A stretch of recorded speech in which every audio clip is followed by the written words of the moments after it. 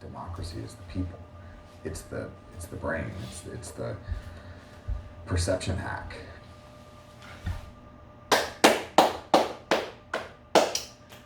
네, 안녕하세요. 매일매일 운동하고 있는 동탄 왕코입니다.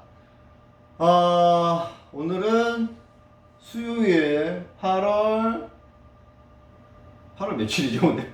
8월 17일? 네, 8월 17일입니다. 날씨가 아주 예술이에요. 지금 뭐 경기도 지역은 날씨가 너무 좋습니다. 하늘 너무 푸르고요. 구름 진짜 멋있고요. 근데 날씨도 그렇게 안 더워요. 저 지금 집 안인데 에어컨을 안 켜고 있습니다. 밖에 나가면 좀 덥긴 한데 집 안은 뭐 별로 그렇게 안 춥니다. 지금 선풍기 하나 틀어놓고 있어요. 운동을 하면 덥긴 하겠죠. 날씨가 너무 좋습니다. 네, 물론 다른 지역에서는 비가 많이 오고 있고요. 비 피해가 계속되고 있긴 합니다. 운동할게요. 벌써 8월이 17일이 넘어가고 있습니다. 시간 참 빨리 가죠, 여러분. 운동을 열심히 하겠습니다. 뱃살이 너무 많이 나왔어요, 지금. 진짜 운동하기 싫었는데, 진짜 이 뱃살 때문에 그래도 스트레칭하고 팔굽혀펴기 조금이라도 하려고 이렇게 영상을 틀었습니다, 여러분. 새벽에 출근하고 영화원 갔다가 지금 왔어요. 5시간 조금 넘었습니다. 팔굽혀펴기랑 조금 하고 저녁 먹고 잠 자도록 하겠습니다. 운동할 때 시엔은이죠. Many times it becomes kind of that reality, their reality. Ultimately, this comes down to the voters. What do people want? Do we want to be a democracy? And if the answer is yes, better start damn acting like it. And while many of the machines you saw there in that piece are used in the US, they're also used in countries all around the world. And we saw hackers putting them to their test there. One thing that is just very important to underline is that, as the expert said in that piece, they're hackers. They want to be able to break into systems, to poke holes in them, to find flaws. They said they have not seen in the US any kind of vulnerabilities at the scale where votes would be changed in a way that would overturn an election, despite what the pillow guy and despite what the former US president is saying. Back to you. Yes, very interesting. Okay, Iran may be close to reviving its nuclear deal, but it's demanding a few things from the US first, what Tehran wants and how Washington is responding. Just ahead. Plus, parts of the southwestern US are facing a potentially catastrophic collapse of their water supply unless they take drastic measures to cut back.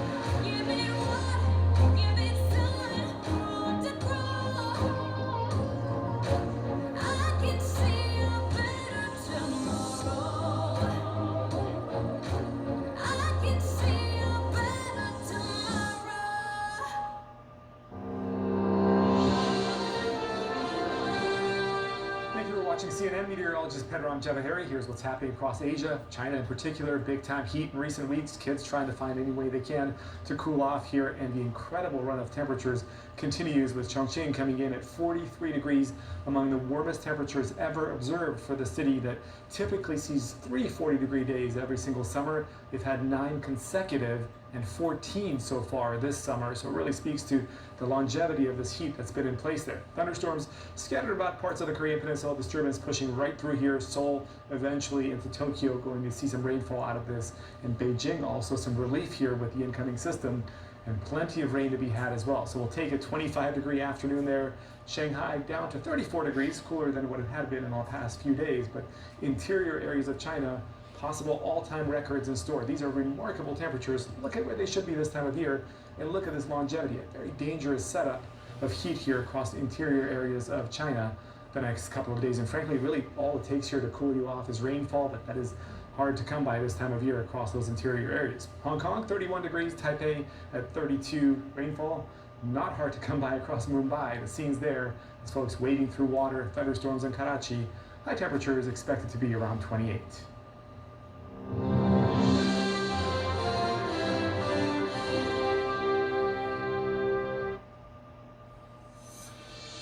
Welcome back. South Korean defense officials are monitoring developments from Pyongyang after North Korea apparently fired 2 cruise missiles towards the sea off its western coast. And this will be the first time since January North Korea has fired a cruise missile, which is not banned under UN sanctions. And it comes as the US is scheduled to hold joint military drills with South Korea next week.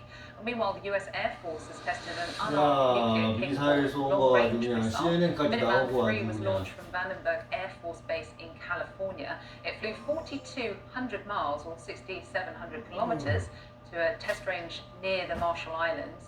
The Air Force says the launch is meant to demonstrate that the US nuclear deterrent is safe, secure, and reliable. The US regularly tests intercontinental weapons to verify their accuracy. Now, Iran is apparently worried about getting trumped again if it resumes its nuclear deal with the US and other world powers. A diplomatic source tells CNN Tehran wants compensation if the US pulls out of the agreement, like Donald Trump did in 2018. The revived deal, like the 2015 original, would limit Iran's ability to produce a nuclear weapon in exchange for sanctions relief. CNN's Fred Blyken's covered Iran extensively and joins us now live from Moscow. And Fred, what response has there been from the United States to these demands? 아이고야, 진짜 너무하기 싫다. Well, so far, the U.S. said that it's studying the demands that have been put forward by the Iranians. The European Union says it's studying them as well. But so far, the vibe that we're getting from the Iranians, after some statements that were made by U.S. officials, have not been very negative. They still believe that there are positive vibes out there. They believe that a deal can be done very quickly. I want to listen in really quickly to what the State Department had to say about what they've received from the Iranians and how things could move forward. Let's listen in. We started this process in the spring of 2021. It is now nearly late summer of 2022. If the Iranians had demonstrated a seriousness of purpose from the earliest days of this, we would have been able to achieve a mutual return to compliance with the JCPOA in relatively short order. Now, of course, the Iranians, Christina, have a very different take on that. They believe that the Biden administration, when it came into office, could have immediately gone back into the JCPOA and dropped all the sanctions. But of course, the negotiations have been quite difficult over the past couple of months. And the reason for that is actually exactly what you said. In the lead-in to all this, the Iranians don't want to get trumped again, as they put it. They say they had bad terms with the JCPOA. And they said the big problem for them was they destroyed large parts of their nuclear program, and then Donald Trump went and left the JCPOA, and they had a destroyed nuclear program, and at the same time, we're getting hit with massive sanctions. And the Iranians say they don't want that to happen again. That's where this whole term of compensation seems to be coming from. It seems to be less monetary compensation. When you speak to people who are close to these negotiations, they call it more a price to pay. They essentially are saying that, look, if this happens again, they understand that they can't stop the U.S. from leaving the nuclear agreement again if there's a new administration or if something else comes up, but they want to make sure that there's a price to pay, which means they probably want to destroy their nuclear program or permanently disable their nuclear program to a lesser extent, and they also want compensation, for instance, for companies that do business with Iran. Yeah, it will be very interesting to see how the United States respond to this. Fred Peiken there from Moscow. Thanks very much, Fred.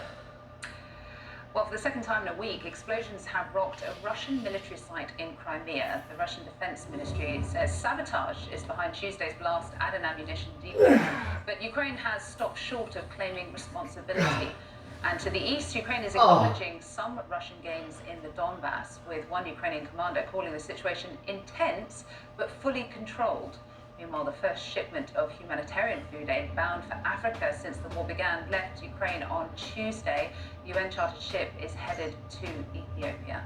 Well, for more, let's go live to CNN's David McKenzie, who joins us from Kyiv. And David, we've seen numerous ships leaving Ukraine carrying, I think, agricultural shipments up to now, but this particular shipment is the first of its kind because it's helping countries facing famine, particularly in Africa. Well, that's right, Christine. It is a bit of light in this otherwise very dark story. This ship is commandeered, or sorry, I should say, it is used by the World Food Programme to get grain into, at this point, Ethiopia, where they've been struggling with famine-like conditions. Now, it's still just early days for this agreement. 23,000 tons of grain on that particular vessel. They've managed to get out around 500,000 tons. But I remember just around a month ago, we were in Tunisia reporting, and at that point, 20 million tons of grain, according to the Ukrainians, was held hostage by the Russians. So the hope will be that they can accelerate these grain shipments to make some kind of a dent in the very precarious situation in parts of East Africa. But it is still a positive moment, and here's the World Food Programme. We're very excited that this is the first ship to be leaving this port and that a humanitarian ship is really leading the way. We also hope that this will be the beginning of normal operations and that Ukrainian food can start to go out and support the world and end hunger and bring down global food prices. Overnight, there's been several significant strikes by Russian forces, according to Ukrainians, both west of the capital to where I'm standing, as well as several strikes on Odessa, the Black Sea port, close to where those grain shipments are leaving from. But I think in terms of intensity over the last few days and weeks, in fact, the eastern conflict has been extremely intense, with Ukrainian commanders saying that Russians are striking them in at least 800 times a day. And that really is where this conflict should be watched very closely indeed. Christine? Yeah, and I know you will continue to do that. David McKenzie there from Kyiv. Thanks very much, David. All right, still ahead this hour. The climate crisis is taking an unprecedented toll on some of America's most crucial reservoirs and rivers, forcing states and farmers to make drastic changes.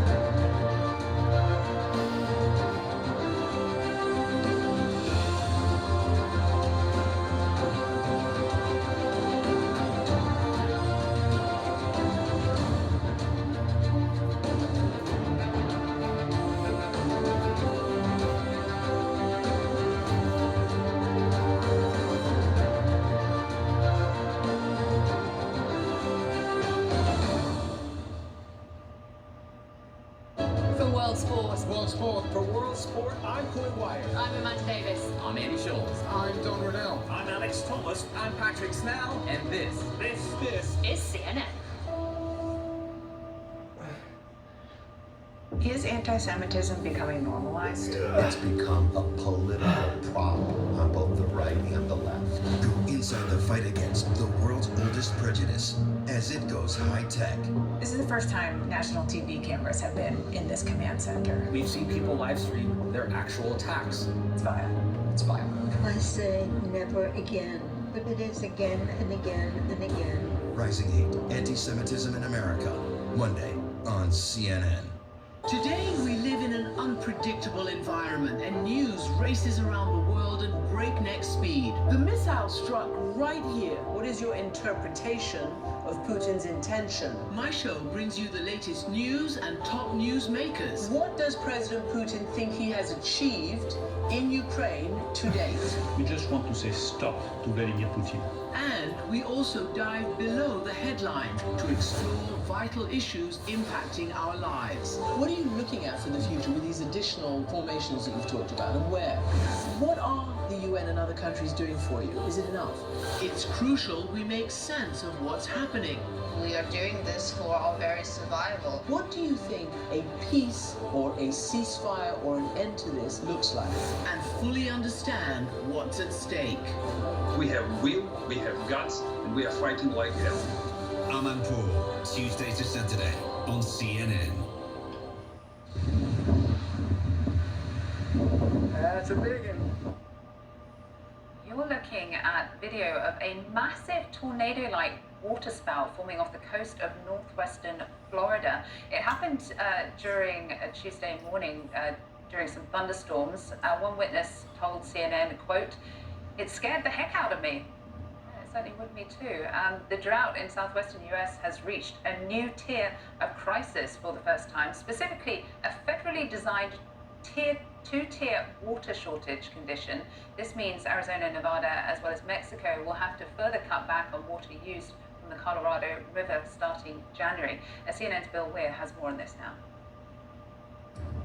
Whiskey is for drinking. Water is for fighting.